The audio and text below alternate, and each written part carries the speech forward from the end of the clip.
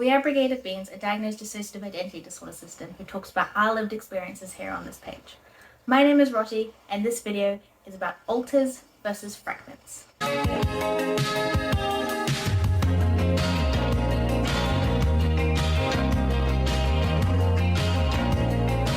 Before we get into the video, as we have in our description, we're not a professional. This video has a lot of experiential information in it, and so please understand that not every system that you meet is going to use these same terms, have even heard of these terms, because a bunch of them we've made up for ourselves based on our experiences. Not every system's going to categorize their experiences the same, and not every health professional is going to have an understanding of DID in the same way that someone who lives with it does. Thank you for understanding that. Let's get into the actual meat of this all and talk about what an alter and what a fragment is. Our perception of a lot of people who don't know much about DID is that they seem to think that there are multiple full people in one brain, multiple full consciousnesses in one brain, an addition of consciousness. That's not true on a brain-based level. By the nature of how systems exist, every alter in the system is a part of fragmented consciousness. This is because DID/OSDD type 1 forms in childhood due to repeated trauma, and how that works is an amnesic barrier forms between parts of consciousness and stops them from integrating. Normal, healthy, typical children, whichever words you want to use, all have spread apart parts of consciousness. I don't know the word for it because it's not dissociated yet, but they're not integrated. They have a hungry part and a happy part and a distracted part and a loved part. It's why kids, toddlers, babies can go so quickly between emotions, because they're not all connected yet. Part of a brain developing is the connection of these different parts that then come together and form one cohesive identity. When trauma happens, if a brain has the predisposition to dissociate and normally also unstable connections to primary caregivers, DID/OSDD can form, and this is an amnesic barrier between those natural part states that stops that natural integrative process from happening. And these part states then develop differently and individually and become alters. These alters then solidify into themselves as the system ages through childhood, through teen years, into adult years. New amnesic barriers can form whenever a new trauma or stressor occurs that the system doesn't know how to deal with. Basically, whenever they exit their window of tolerance, there is a potential for a new amnesic barrier to form, ergo new one or more alters. Because there are amnesic barriers separating consciousness, every single alter in a system is fragmented. There is not an addition of consciousness, it is a division of consciousness. So despite what a lot of people think about DID being multiple people in one brain, more consciousness, whatever, it's not. It's a fragmentation. So therefore, every single alter is already fragmented. So if every alter is fragmented, what makes an alter different to a fragment? That's basically the complexity of a part. Not all amnesic barriers divide consciousness equally. Some parts can be more complex and some parts are less complex. It is these less complex parts that are called fragments. Fragment is defined many different ways by many different systems, but the core of each definition is a lack of complexity. Some common ways that alt fragments are defined, just so that you can have an idea, are as follows. The first is alters who do not have an identity. These are parts that don't have specific names, they might not have a set age, they might not have a concept of self, internally they might not even have an appearance. These fragments can still perform tasks, can still front, can still do roles, but when it comes to identity, that is where they do not have any complexity. They just are. The second way that fragments are defined is parts that do a very specific task externally or internally. Externally, this can look like parts who only drive to and from work, who only brush teeth, who only do dishes, who only talk to one specific person. Internally, this often is represented by parts that say the same thing over and over or repeat the same actions over and over, and they only have a very narrow scope of behavior internally. The third way a fragment is defined is alters who hold specific memories. This is often alters who fronted during these experiences and therefore can also fall under task-based fragments, but not always. Sometimes a different alter might experience it, but that memory is later siphoned off to the fragment that holds onto those memories. So memory fragments might hold onto every single memory of entering a specific store, or they might just hold a single memory from a single event, or a single aspect of a memory from a single event. The fourth way that fragments can be defined is alters who have a shallow range of emotions. So it might be alters who only experience joy, who only experience anger, who only experience emotions in the spectrum of sadness, who only experience emotions in the area of fear, that sort of thing. And the fifth type of fragment we just call a vibe fragment. It's parts that carry a specific vibe. So even though they might not have an age, a name, or like an identity, and they might not perform a specific task, they still carry one consistent energy. So say a masculine presence, or a fatherly presence, or a scary presence. And that energy that they exhibit is their entire identity. So as you can kind of see, there is a big spectrum of what fragments can be and what fragments can look like. And that spectrum doesn't just include fragments. In our opinion, in our experience, there is a whole spectrum of complexity for parts. And we have put a label to this. We talk about it in our video explaining DID terms, which should be on the screen, not sure which side. But I'm going to talk about it here as well. I'm sorry for the camera angle change again. Our phone died again. It's overheating. I'm going to try and be quick about it this time. The spectrum ranges from full to fragment. Full isn't actually achievable for a system whilst alters are still present. What I mean by that is whilst a system still has two or more alters, no single alter can have full complexity. That is because there is still an amnesic barrier, a still separation, that can be achieved though if a system reaches final fusion, if that's one of their goals. Full complexity is also what singlets have. The next set of terms are ones that we developed for ourselves. If they resonate, feel free to use them. If they don't resonate, chuck it all in the bin. Remember, your experience of a system is just as valid as our experience as a system, and you are allowed to define things in ways that make sense for you and use terms that make sense for you. You don't have to use the ones that everybody else uses because you are your own unique individual. So long as it's not misinformation, go for it.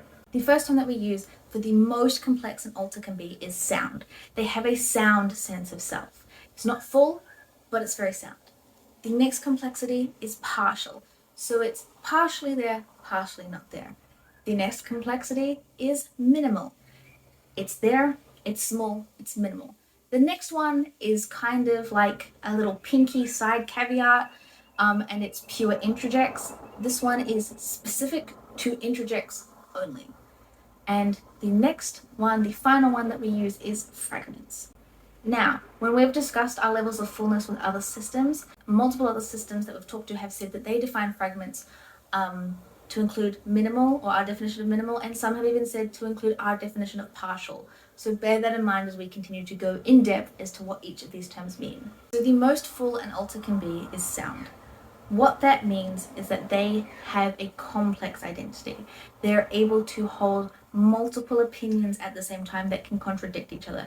Basically, if you know anything about dialectical behavioral therapy, these are parts that are capable of being dialectical in themselves without relying on other headmates' opinions. These parts also have names, they have identity, so they might have a gender identity, a sexuality, they might have a certain aesthetic, they might have likes, hobbies, interests, dislikes. For us, sound parts generally also have good communication.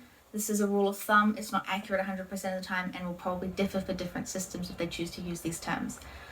But for us, because of their complex identity, that it means they often front a lot or are heavily involved in a world.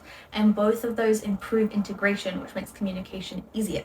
For us, sound parts tend to be hosts. They tend to be head protectors, head caretakers, gatekeepers, those sorts of things. And they tend to have roles that are very integral to the makeup of the system. And they tend to have a very large presence in the system. Sound parts also feel big. Not in size, it's an internal experience, but it's like when they're nearby, you can sense their complexity. Unlike less complex parts who might feel like only an emotion or only a desire to do one thing, there is a lot of presence and a lot of oomph to sound parts. The next step down is partial parts. These are alters who, despite having a name, pronouns, and age, don't really hold those complex identities. So again, referencing dialectical behavioral therapy, they can't be dialectic. They struggle to hold two opposing truths at the same time. It's like this or that, not this and that. I've also heard some partial parts in our system describe it as having access to almost, but not quite, everything. So where a sound part might experience the full emotions wheel, partial parts might experience most of it except one section. I've also had another part explain it where they've had a full sense of identity, but they are unable to connect to things that they like. They're unable to form preferences or opinions on things. And despite the fact that they are able to form a complex sense of self, but there's still a barrier between them and something else. So a barrier between them and forming opinions, a barrier between them and experiencing pain, that sort of thing. Both partial and sound parts are also aware that they are a system. For us to be complex, you have to be aware that you are part of a system. If there are alters who are not aware they are part of a system, we see them as automatically less complex. This is because they're not aware of what is going on in the vast majority of our brain. They're not even aware that they're not aware. And they tend to be very disconnected with our lived reality and our lived experiences currently in present time. So minimal parts are the least complex out of our aware parts. This means that although they know they are part of a system, they do not know a lot about themselves, or they do not have a large sense of self. Minimal parts, as I said, other systems often categorize as fragments, which is completely okay. We just have a very narrow definition of fragments for ourselves.